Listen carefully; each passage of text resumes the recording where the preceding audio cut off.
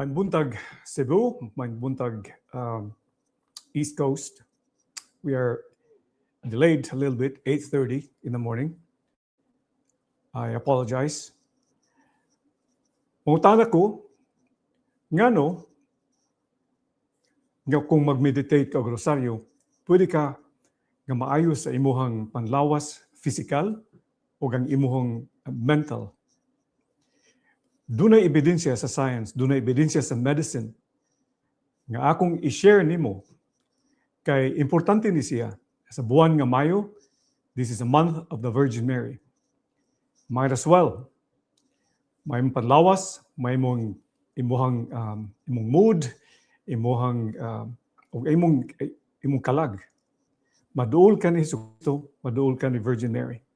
So gusto ka aning discussion, please stay put. We are going live. Ug doon na kay mga pautana, palihog, i-drop sa comment. I'm watching my computer. So let's do it. Let's begin. Ang stress, importante kayo. Nga, ang stress, daghan siya og definition. Ang imong stress, pwede na siya nga og doon na kay daghang pang gihuna-huna. Not necessarily worrying. Doon na kay banang nasa sa nilangyaw o imong mga anak pananglitan out of town o nag-prepare ka sa imong examen. Marites, hi sa Facebook. O doon na kay magkakagool, doon na kay imong kaligut-gut sa imong mga kasing-kasing, sa imong mga amigo o sa mga pariente, for example. Doon na siya epekto sa imong panlawas. Number 1, nagitawag og sympathetic tone. Kanang sympathetic tone is the parte sa panlawas nga nag-supply gikan sa imong brain, sa imong utok, padung sa different organ system. Sa imong arteries nga pwede ka mag-blood pressure, sa imong diabetes, imong blood sugar, mahimo kang mag-diabetes. Or even, kanang gitawag og autoimmune disease, kanang imong sakit sa imong thyroid, pwede sad sa imong multiple sclerosis, o ang imong memorya. Gitawag na itong Alzheimer's. Doon na siya chronic effect. Now, acute stress, for example, pwede na siya nga gamiton, gihatag na sa itong Ginoo nga muna siya mo drive nimo para dili makapas ang kontra. Pero magsige kag dagan nga mura kag og describe ni kong amigo si Rani nga ingon siya nga kanang stress mura kag gigukod nga dili ka maapsan. Imagine na sige lang kag dagan chronically gigukod ka mura kag kunya di ka maapsan, mas may pa'y maapsan kay parang mo surrender na lang ka, makapahuway ka. Pero dili man inana kasagaran. Chronic stress ang mahitabo. Musaka imong cortisol. This is the hormone nga responsable sa ang epekto sa cortisol hormone, which is a stress hormone, mo increase imong blood sugar. Muna, nga og duna kay diabetes, musaka imong sugar kung doon na kay kagulanan, kung doon na kay stress. Kung for example, doon na kay nakagikasukan, nga di ka makapasaylo. Musaka imong blood sugar tungod sa cortisol. O wa kay diabetes, pwede ka ma-develop og diabetes, kay og sige og saka imong blood sugar, ang mahitabo, mo respond ang pancreas. Ang pancreas mo na siya organ system, doon sa imuhang stomach, pancreas. Muna siya mag-produce og insulin nga makapanaog sa blood sugar acutely. Pero magsigag kaguol, magsigag stress, ang cortisol magsigsaka, magkutasan ang pancreas. Wa nay siya capacity nga mag-produce siya og kanang insulin.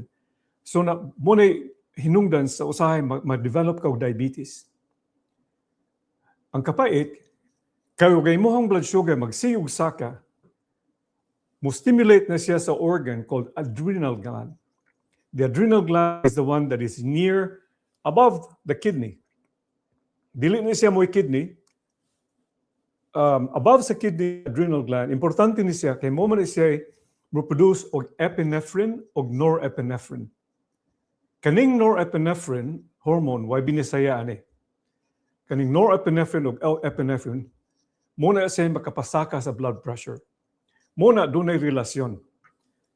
Og doon na kay stress, ang imong hormone musaka, cortisol, musaka imong blood sugar, og musaka imong blood sugar, musaka imong blood pressure. Sorry, nakay stress, cortisol, increase imong asukar o blood glucose, musaka imong blood pressure. Yung magsige kag puyaning state of mind or state of health, muna siya maka-develop eventually o tambok diri sa imong bariga, imong puson. Kana mo'y peligroso. Kay nagtimailhan na nga daghan og fat sa imong nga peligroso. Visceral fat, inflammatory kaya na siya.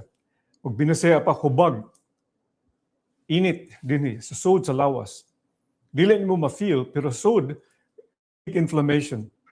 Muna siya makakos og heart attack og stroke eventually, labi na kung masuko ka, di ka balabi sa imong may kakapugong sa imong gibati. Daghan istorya ang akong maistorya nimo pero kontrolar ang imong emotion. Now, ang epekto acutely sa science og magsikag stress, dunay parte sa imong brain. It's called the amygdala. The amygdala would actually get stimulated. Ang kaning amygdala munay center sa kasuko, sa anger, sa imong depression or anxiety or negative thoughts. Muna siyang usahay magsigilan ka og hunahuna nga unsa may gistorya ni nako, unsa may gipangga ba ko ani niya or di ba kan siya ganahan unsa gisaway niya nako. Muna gitawag og negative rumination thoughts. Now pagbantay ana kay og duna kay prefrontal cortex, muna siya ang kanang muna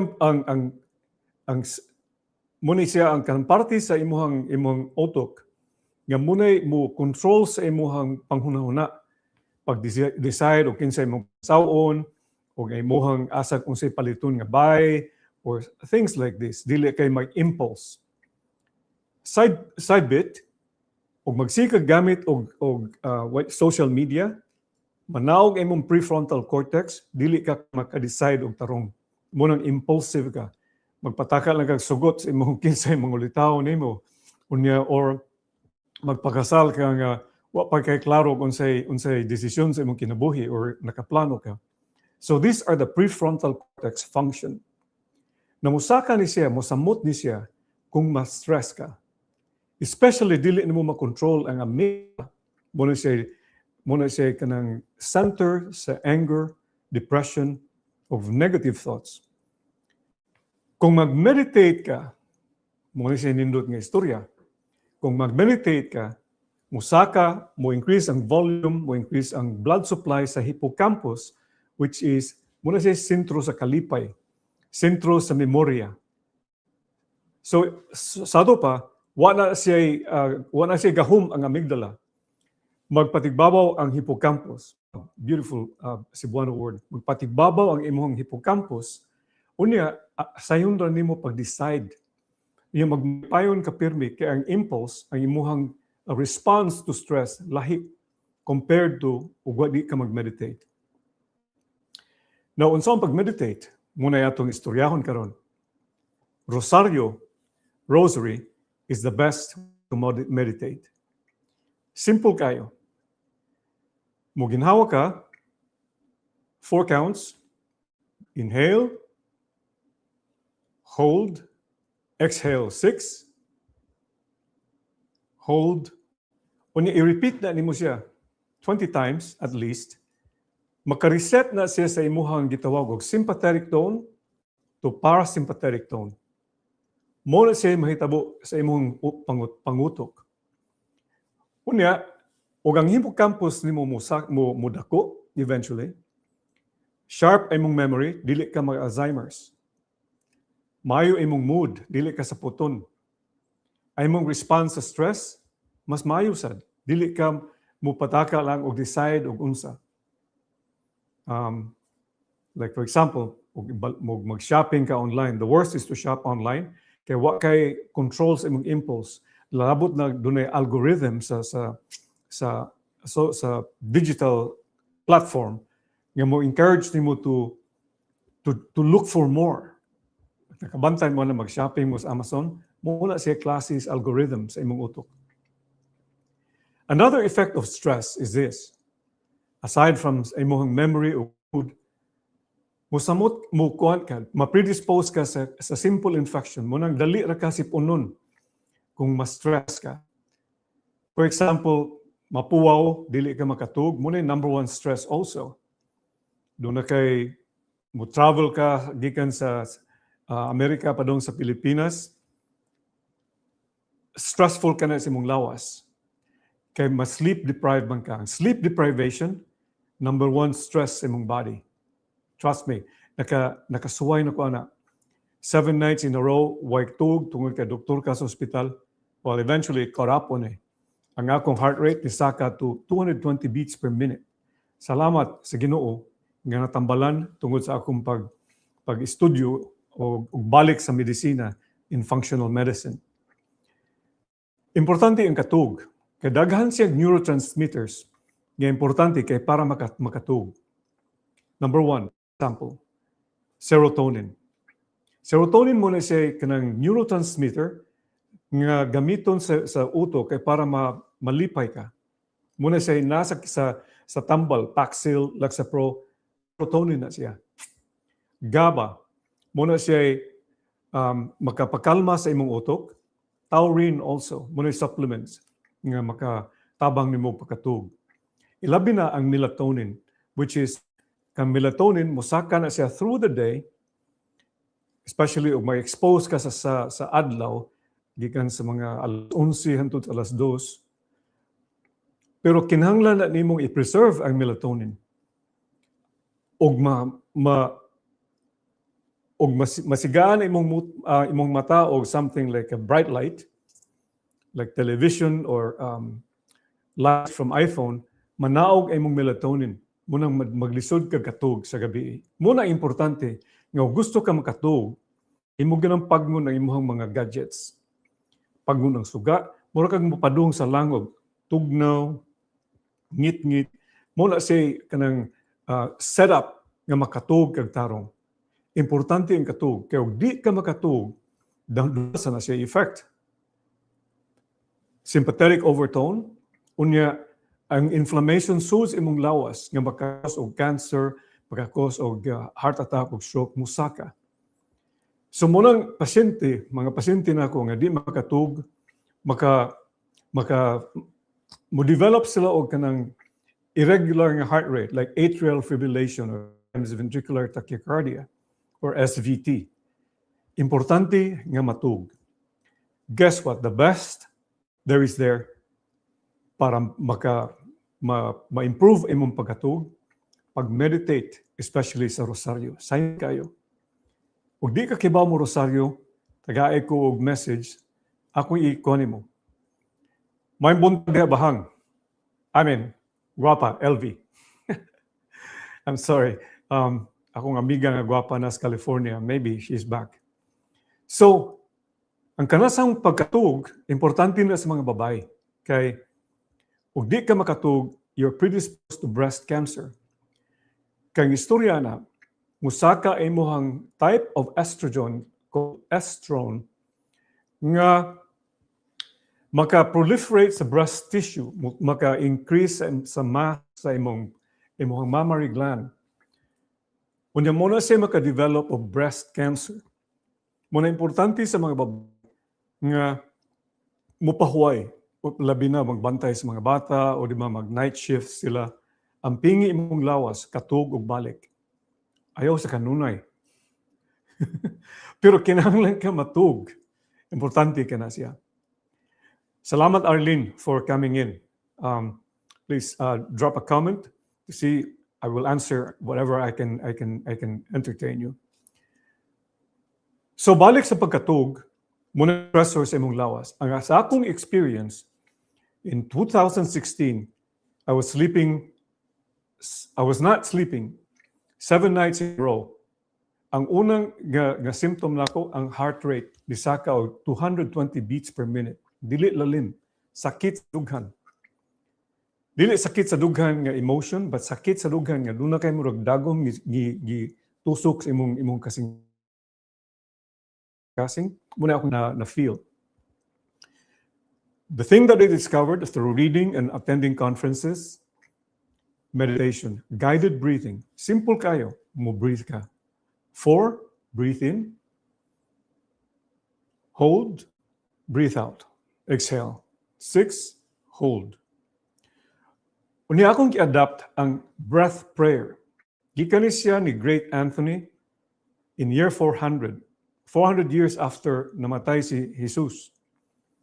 Ayang buhaton, ug mo inhale siya, ginhawa, mayon siya, Jesus, Son of the Living God. And he pauses, and then when he exhales, he says, have mercy on us and the whole world. So balikan siya 20 counts, especially ug mamata kayo, lahi imong bation, masayon nimo pag-navigate sa imong kinabuhi. Unya imong kasing-kasing andam na sad siya mudawat sa stress. The other thing is this. O nigkauddo, i-reset na sana nimo kay doon naman kay stress from buntag hantod sa uddo. Before ka mobalik sa imong pagpaniud sa trabaho, sa imong pagpaniud to, buhatag yapon 20 ka repetition. At 3 o'clock, the church has given us a beautiful devotion. Hinumdumi nimo si Sister Faustina, 3 o'clock prayer. Sa Pilipinas, kaya ba mo ani? Kaya nagka 3 o'clock, bisag sa department store, mohunong. For the sake of his sorrowful passion, muginhawa ka, hold, have mercy on us sinners. For the sake of his sorrowful passion, have mercy on us sinners. Makaayo ni siya sa imong pangutok, imong mood. Of course, pinangga ka ni Jesus, kay gitagaan ta ani nga regalo. Before ka matug, buhatan na siya. Now, importante nga ma-appreciate sa rosary. Ang rosaryo is the best meditative rosary. How do we do this? Ang akong amigo nga pare, akong spiritual director, ingon siya nga, dili biya ang Hail Mary ang makaayo nimo. Ang imuhang pag-meditate sa misteryo sa rosaryo. For example, in 1600, I think, in Quito, Ecuador, ang Virgin Mary nanghangyo nga dili lang kay magsirosaryo nga Maghimaya ka Maria or Hail Mary full of grace, the Lord is with thee. Importante nga mag-meditate kay sa misteryo nga imuhang ginahuna. The 10 Hail Marys. Pagsugod o meditate sa sorrowful mysteries, because that's his passion. In the agony of the garden, when you say Hail Mary, hunahuna og laom nga naa ka sa Garden of Gethsemane. Kunya kada Hail Mary na gunahuna ka, ihatag sa Ginoo ingnan, Jesus, muni akong kasakit. I know, parihab ta. So muna siya imuhang mabuhat kay og magsige lang kag yaw-yaw og Hail Mary, di na siya epektibo scientifically og sa imong panlawas. And Virgin Mary was asking for that. Then through the sorrowful mystery, you go through the sorrowful, the scourging of the pillar, the crowning of thorns, carrying of the cross. Meditate one by one, especially in the carrying of the cross. Nangayo biya siya ni Saint Bernard Clairvaux nga i-meditate ang akohang sakit sa akong ang wound sa akong abaga. Imagine ang cross nagsigi og nagsigi ng what do we call this? Rubbing against the wound. Sakit kayo. Tagaan premyo sa Ginoo. Dili kwarta og kahon. Importante kayo ang langit. Ug imong imong mga imuhang unsay gusto sa akong eksperyensya, ang rosaryo may akong dangpanan. Wow, dangpanan. Seriously. Through my youth sa Pilipinas hangtod karon. Now, why the rosary? Atong subayon ang istorya sa rosaryo. In 1531, Our Lady of Guadalupe in Mexico, nangayo siya pag rosaryo kada adlaw. Dili lang kada buwan, dili kada semana, kada adlaw. Ug magrosaryo ka kada adlaw, mag-meditate ka, mo improve ang imuhang pangutok, ang imuhang panlawas, ang autoimmune disease, ma-prevented, o ang imuha sang kanang ang imuhang immune function mo improve, dili kadali masakit. In 1594 to 1634, Quito, Ecuador, Our Lady of Good Success, pareha gyapon mensahe, palihog, pangadyo o rosaryo. In 1846, La Salette, France, nangayo siya pabor, palihog, rosaryo kada adlaw. Kaya itong panahon na, ang France, murag nibiya na Ginoo, wala sila mangadji. So mula siya ang iyang gipangayo. Unya ang iyang gipangayo, ingon pa siya, nag-promise siya nga taga-kag premyo ang kalinaw sa imuhang pamilya, maadto ka sa langit, and many different things, even material things. Trust me, sa among kakapobre dito sa Pilipinas, nakapayla akong iginikanan tungod sa pagrosaryo. Kada adlaw nagrosaryo akong amahan, tawgon may panagsa. Gikan sa kamagwangan, hantod nako, undang ang mga duwa atong panahon na. In 1858, 1846, La Salette, naghilak in town sa Virgin Mary. Kay nangayo siya nga marosaryo kada adlaw, kay mga tao na limot og pangadji. 1858, Our Lady of Lourdes in Lourdes, France, the same message. 1917, Our Lady of Fatima in Portugal. Nangayo siya gyapon kay ingon siya nga og dili ka mangadji og rosaryo. Aw ingon siya nga og mangadji ka rosaryo kada adlaw magmalinaw na imong kinabuhi unya moundang ang World War I. Kondisyon og dili ka mangadji og di mo mangadji kada adlaw, dunay mas grabe pa nga World War World War II. Nahitabo. Dunay aurora borealis nakit-an sa Europe. Siguro wag gid mangadji ang mga tao. Doon gitagaan tag maayong higayon. Move on the same month, October 1917, Fatima. 1973, Akita, Japan. Naghilak ang estatwa ni Virgin Mary ug dugo. The same request, mangadji og rosaryo kada adlaw. So, daghang ebidensya sa history sa atong simbahan nga gitagaan tag daghang higayon.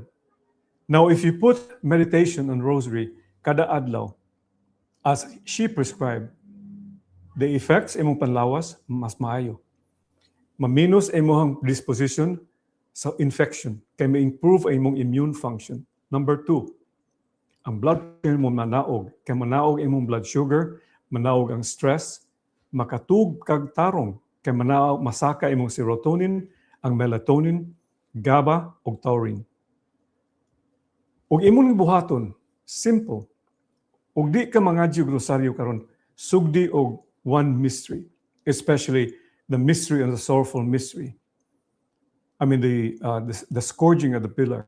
Kay gidramatize niya ang kasakit niya nga og makasata against flesh, munay makapasakit niya maayo. So, we cannot ignore, dili nato ma-ignore nga ang rosaryo, ang devotion sa rosary, makatabang sa atong panlawas, makatabang sa imong mood, mawa imong anxiety, depression, ma-improve ang imong immune function, makaprevent nimo og dementia or Alzheimer's.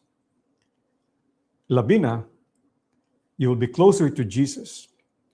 Kaya yung mga santos, yung San Jose Maria Escrivá, yung siya nga, kung magrosaryo ka kada adlaw, ug mag-meditate ka sa iyong passion, sa sorrowful mysteries, mas maduol ka. Ug unsay pangayoon nimo, dali ra katagaan. Based on my experience, at least. St. Paul the Cross, the same. Ingon siya nga, ayaw pagawas imong kwarto kung dili ka makameditate sa sorrowful mysteries, sa passion. St. Teresa of Avila, the same. Ingon siya nga, og di ka mag-meditate, ayaw pagdahom. Dili na ka kinahanglan ang yawa mo pudong mo sud mo push nimo sa impyerno. Ikaw umni adto sa impyerno. Saint Alfonso Ligore, ang founder sa Redemptorist, the same message.